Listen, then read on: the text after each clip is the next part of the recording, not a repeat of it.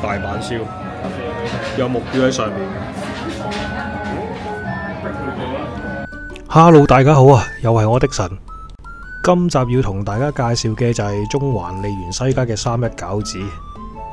話說拍呢條片嘅前1-2日，有位前輩經過旺角食一間叫3·1餃子，佢同我講話呢間嘢拍得過，佢覺得呢間嘢有相當嘅水準。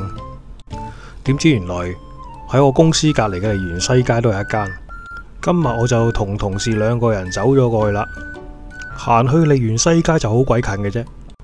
中環站嘅話，地鐵站 C 出口已經可以行過去，大約4分鐘左右。響入去食嘢之前呢，麻煩大家俾個 like， 未訂閱嘅記得幫忙撳個訂閱掣，非常感謝大家。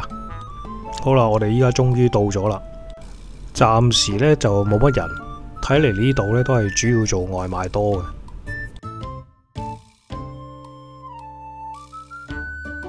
呢度嘅佈置呢就偏向日本動漫風格，其實呢就連佢啲餃子都係偏向日式嘅。呢度呢係 QR code 落單嘅，咁佢個 option 呢就係叫做請員工同你飲翻杯。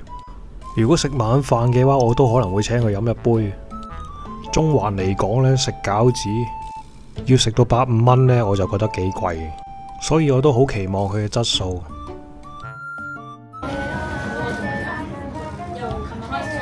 大阪燒，有目標喺上面。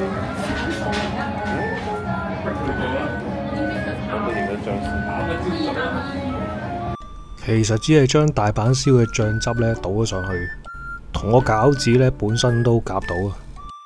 一冇咗醬汁呢，其實佢只係一個豬肉餃，就咁呢個招牌豬肉餃呢已經好好食，因為佢個餡料呢，豬肉就好飽滿，裏面嘅韭菜呢亦都好攻鼻。而且內脆外軟，直頭似係喺當地中華料理食緊嗰啲餃子，強調係外脆內軟。其實淨係叫個招牌餃呢已經夠晒，加咗大阪燒醬呢，我就覺得有啲多此一舉啊！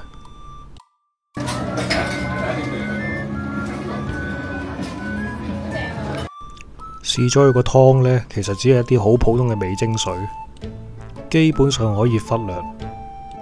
而加咗黑松露醬嘅豬肉餃呢，竟然出奇地夾，而且黑松露味都好重。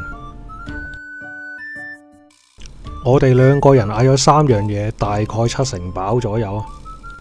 價錢我覺得大約略嫌貴咗少少，但總括而言呢，質素係唔差嘅。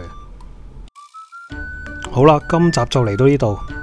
未訂閱嘅朋友記得幫我訂閱，或者俾個 like 支持下我。記住唔好飛廣告，我哋下條片見，拜拜。